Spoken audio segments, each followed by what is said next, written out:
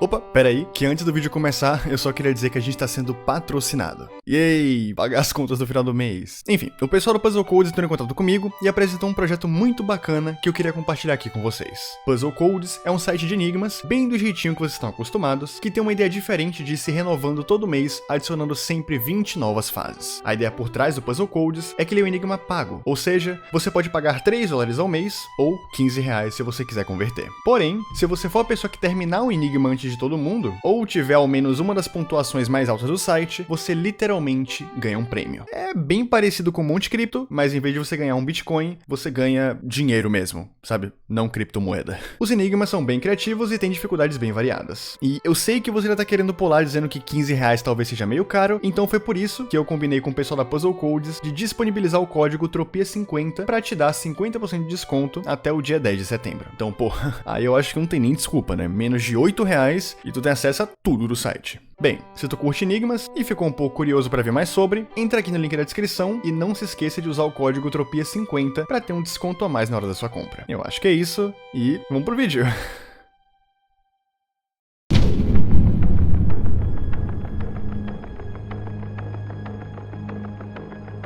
Era uma vez uma história de um homem sedento por poder. Um arco poderoso o suficiente para acabar com a raça de qualquer um que o confrontasse, e uma única flecha. Era o suficiente. Juntos, esses três se tornaram apenas um, e desde então esse homem dedicou a sua vida para matar todos os deuses e semideuses que ficassem no seu caminho. Era um homem ganancioso, mas bem dedicado também. Então, ele construiu sua aventura. Ele lutou contra gosmos gigantes, e morreu. Lutou contra cubos de gelo cerebrais, e morreu também. Gigante de pedra, uma planta não muito amigável, outra gosma gigante, dessa vez um pouco mais quente, uma enguia monstruosa e até mesmo um baú do tesouro mortal. Depois de ter lutado e vencido cada um dos deuses daquelas regiões, o nosso homem finalmente chegou na sua última aprovação, a sala que continha o maior dos seus perigos, uma versão dele mesmo. Ou melhor, uma versão de todo o mal que ele causou para cada alma que ele recolheu de cada deus que ele matou sem piedade. E eu nem preciso dizer que o nosso homem morreu consideravelmente por aqui, né? Sei lá, não é todo dia que você luta contra você mesmo e pensa que vai tirar de primeira. Mas ele não desistiu, então aquele homem ganancioso se tornou o ser mais poderoso existente. Após isso, chegamos ao final desse jogo. Ou pelo menos é o que a gente pensava. Após terminar o jogo, você se encontra numa região azul bem grande. Passando pela porta do local, você se vê diante o verdadeiro maior desafio que você iria encontrar desde o início. O seu maior medo. O ser mais forte que existe. A verdade. A verdade, o guardião de tudo e todos, lhe desafia para uma batalha final, e depois de uma batalha intensa entre não mais a vida e a morte, e sim a existência e o vazio, você consegue ganhar da verdade. Mas com um preço. A verdade era forte demais. Forte demais até mesmo para o nosso protagonista. Ele pode até ter vencido ela, mas não deu para sair ileso. E no final ele foi corrompido e tornou-se só um com ela. Uma criatura forte, porém presa na sua própria realidade. E essa foi a história bastante resumida de Titan Souls, um jogo que eu creio que tenha revolucionado a ideia de Souls-Lite mais pixel art e jogo 2D. Por que raios eu contei a história de Titan Souls num vídeo sobre Death's Door? É um questionamento válido, mas eu precisava criar um contexto, e eu te garanto que vai fazer mais sentido no final. Eu acho. Eis que depois de 6 anos, em 20 de julho de 2021, saiu oficialmente o segundo jogo da Acid Nerve, um jogo que por muitos foi chamado de sucessão espiritual de Titan Souls, ou se você quiser ser mais direto, Death's Door.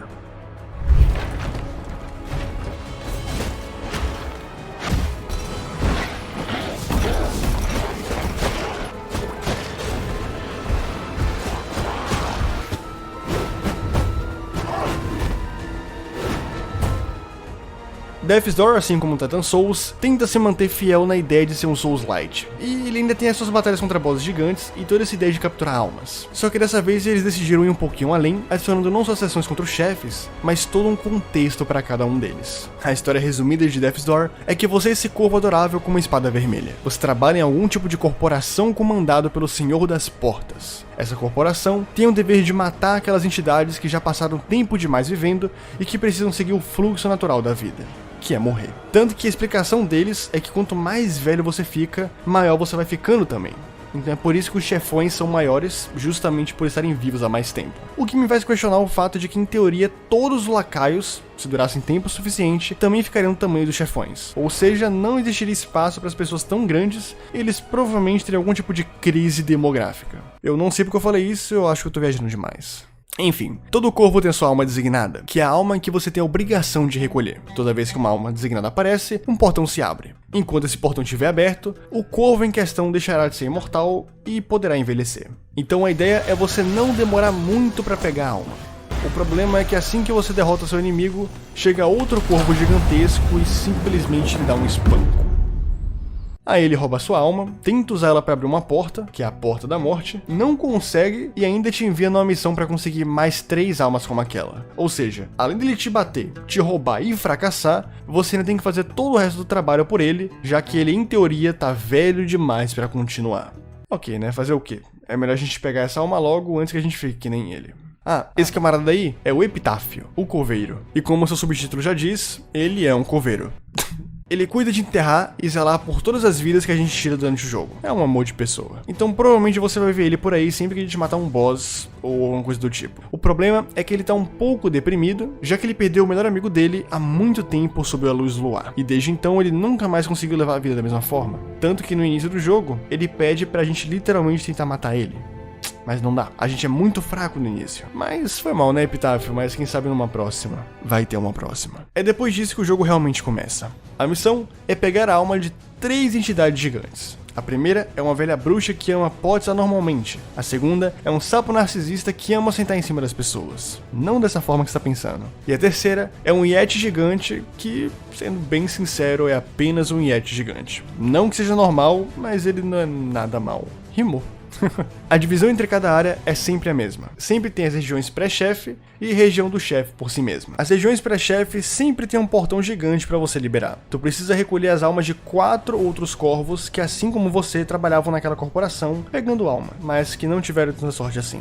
Depois de juntar as almas, a porta se abre e você libera uma habilidade nova. E, com essa habilidade, você pode finalmente ir batalhar contra o chefe. É sempre assim. Você pega 4 almas, aprende a tacar fogo e entra na sala da bruxa. Você pega 4 almas, aprende a usar bombas e entra na fortaleza do sapo. Você pega 4 almas, aprende a usar um gancho e sobe na montanha do Yeti. Além de ter umas aulinhas gratuitas da história dos Guardiões da Porta. Mas a gente fala sobre isso depois. Depois de tudo isso, você luta contra os chefes. Como é que eu escapo disso, velho? Eu sinto que eu não tô dando dano nenhum nela. Eu tô começando a ficar irritado de verdade.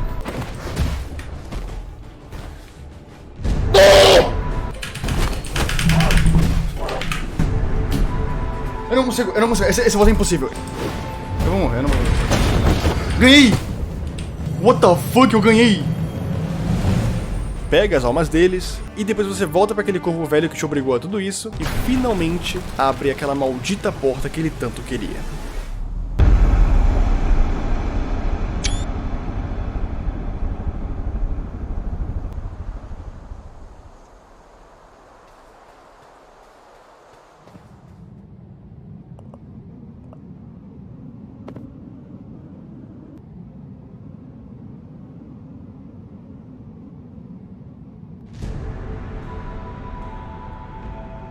Cara, que inesperado! Eu realmente não achei que eu fosse encontrar a morte atrás de uma porta denominada de Porta da Morte. Cara, realmente o jogo teve um plot twist incrível, meu. Puta, Jesus do céu. Brincadeiras à parte, o corvo gigante pede a alma que ele perdeu de volta. Aí a morte diz que é impossível, ele continua pedindo, a morte continua dizendo que é impossível, ele dá uma surtadinha básica e literalmente começa a lutar contra a gente. Numa das batalhas mais infernais do jogo todo.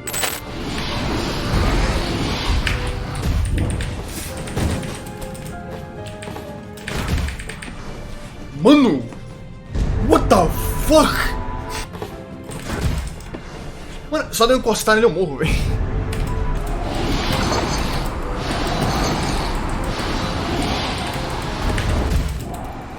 Velho, eu não consegui bater nele. Não, e olha que pra alguém que disse que tava velho demais e que não conseguiria ajudar em nada, esse cara aqui até que tinha uma energia considerável, hein? Pra ajudar não pode, mas pra querer aniquilar a gente, porra, esse cara aí se esforça, viu? Enfim, depois de algumas penas, algumas correntes e uma quantidade considerável de mortes, e mais um pouco de morte, e só mais um pouquinho de morte, o corvo finalmente ganha do corvo. Pera, o corvo, o mini corvo finalmente ganha do grande corvo, e aí a morte finalmente é libertada daquela dimensão branca. Porém, como o corvo gigante morreu, e a morte ainda tá meio fraca, a gente que fica responsável pra matar o Senhor das Portas. Uou, a gente com todo o trabalho mais uma vez. Aliás, você lembra do dono das portas?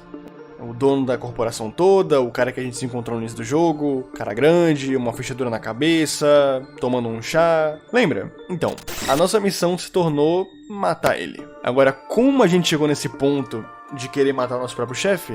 É uma boa pergunta. É uma boa pergunta. Eu acho que é bom a gente voltar um pouco e tentar descobrir isso.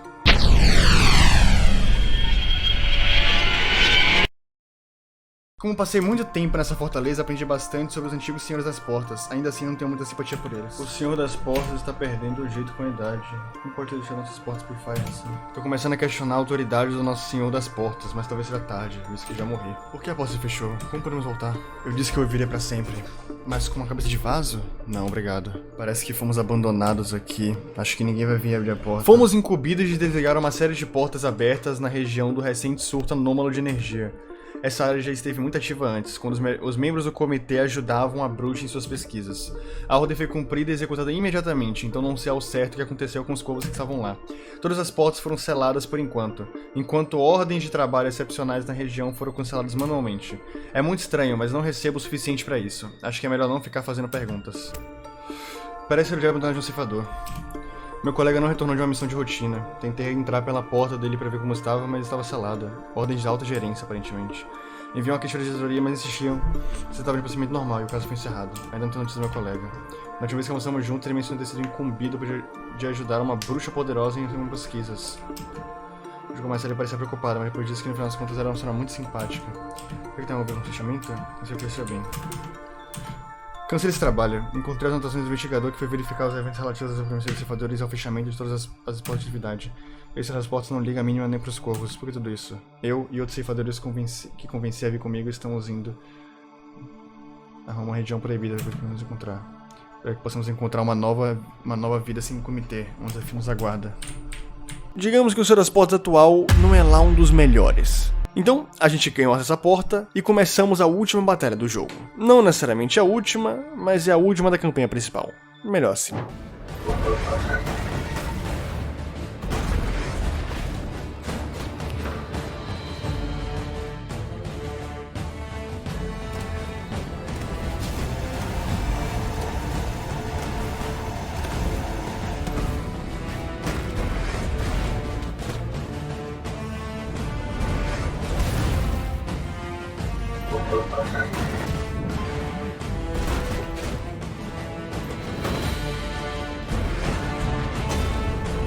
E então, depois de derrotar o Senhor das Portas, você finalmente liberta todos os corvos daquele trabalho ingrato. Devolve o poder da morte e libera todos das garras da imortalidade, fazendo com que todo mundo possa voltar a morrer naturalmente. Depois que você derrota o Senhor das Portas, bem no local em que ele morreu, tem uma chave enferrujada. Ela é um dos diversos itens brilhantes que você pode pegar durante todo o jogo. Essa chave abre o portão para o sino do cemitério, e assim que você bate nesse sino, o dia cai e a noite chega no seu lugar. Sabe quando você jogou Symphony of the Night, que lá pro final do jogo você percebeu que no fundo você estava só começando o jogo de verdade? Então, numa analogia bem brusca, imagine que o castelo do Symphony of the Night é o dia e o castelo ao contrário é a noite. Quando você zera o jogo e vai pro Refúgio dos Corvos, um local onde todos os corvos que trabalhavam para a corporação decidiram compartilhar sua vida juntos, você chega numa porta de pedra enorme. Ao redor dessa porta tem 7 buracos que dão espaço para 7 tabuletas do conhecimento. Agora você precisa voltar e explorar todos os mapas novamente para tentar encontrar cada uma dessas tabuletas. Por exemplo, no primeiro chefe, a bruxa, tem uma região que parece muito com um tabuleiro de xadrez. Aí se você vai no seu inventário e olha o fundo de uma foto de um casal, você vai ver o que parece uma sequência específica desse tabuleiro. Quebrando os potes na sequência certa, você consegue abrir o caixão e entrar no jardim secreto do Bom Caldo, o lugar onde a tableta verde tá. Se você decide ir na última fase pela noite, você consegue usar o seu poder de fogo para acender algumas fogueiras espalhadas pelo mapa. E se tu acender todas as fogueiras, você também abre uma porta e consegue liberar a tableta azul.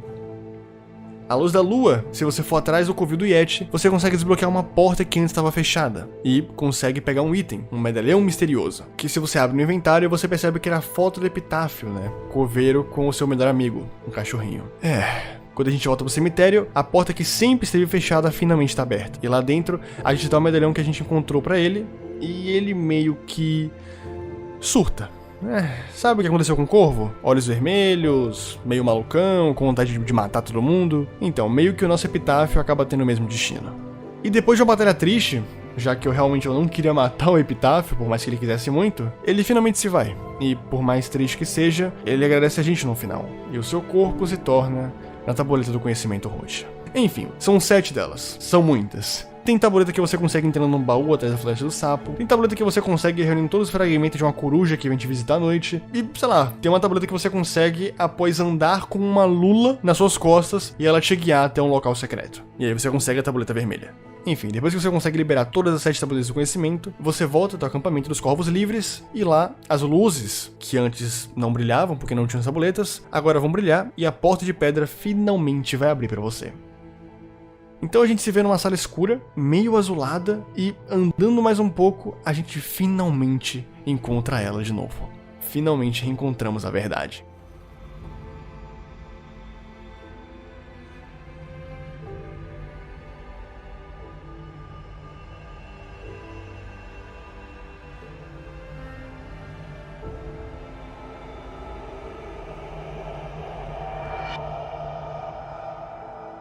Então a verdade decide contar pro Corvo tudo o que aconteceu após o final de Titan Souls, desde que a alma daquele pequeno homem ganancioso se fundiu com ela. E então nosso amigo Corvo, assim como o homem ganancioso, se funde com a verdade e finalmente liberta ela da prisão de sua força.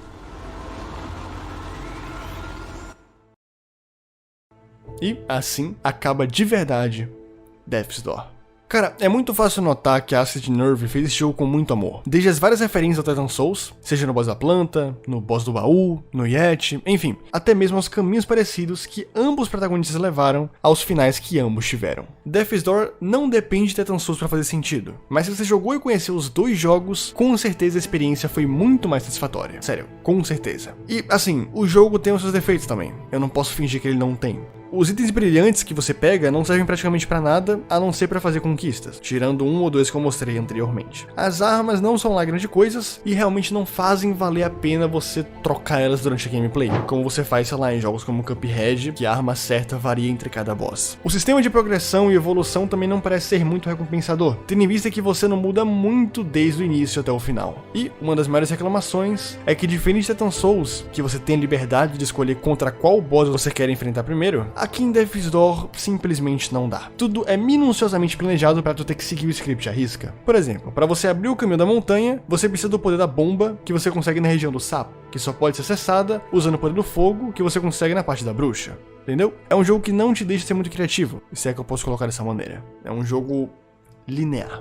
Mas assim, se a gente colocar os prós e os contras na mesa, eu consigo facilmente dizer que Death's Door foi, assim como Titan Souls, uma experiência única que eu já não tinha fazia bastante tempo. Eu tenho um pouco mais de 20 horas de jogo e eu realmente não sinto como se tivesse passado tanto tempo assim. Foi tudo tão fluido, tão interessante, tão ágil, que eu conseguiria rejogar tudo de novo e ainda me divertir bastante. Enfim, esse vídeo, antes que vocês pensem, não foi nenhum tipo de patrocínio, nem nada do tipo. Eu só queria falar um pouco dos meus sentimentos e de um jogo que me marcou muito há meia década atrás e outro que me marcou muito há um mês atrás. Jogos diferentes, em tempos diferentes, que conseguiram me trazer sentimentos parecidos. Bem, é isso. Eu acho. Eu espero de verdade não ter estragado toda a magia do jogo pra você, já que eu ainda recomendo que se vocês tiverem algum dinheiro sobrando, que comprem Death's Door. Porque, assim, não importa o quanto eu fale sobre, a experiência de se jogar é algo que não tem como descrever. Então vai lá, compra, joga e diga nos comentários o que você achou quando terminar. Ou, sei lá, em alguma rede social minha.